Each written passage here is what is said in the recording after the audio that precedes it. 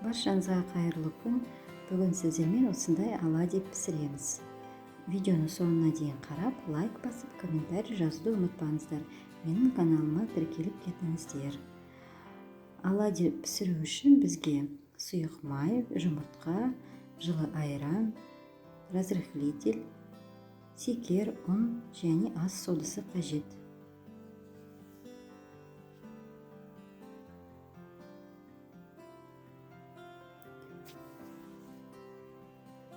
Алдымен кефирді ыдысқа құямыз.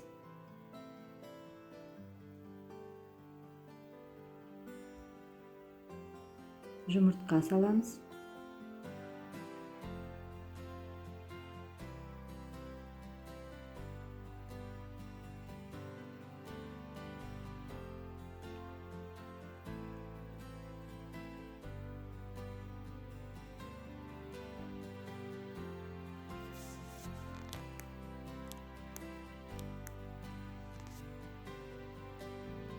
Екі шай қасық секер қосамыз.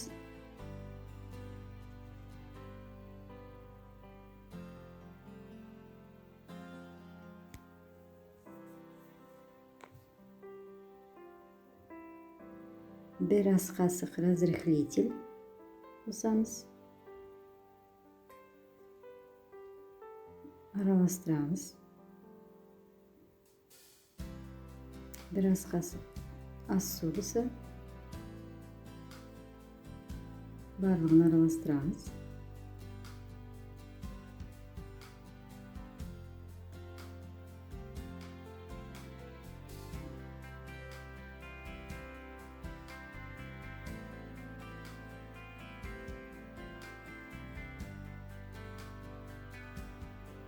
Сұйық май қосамыз.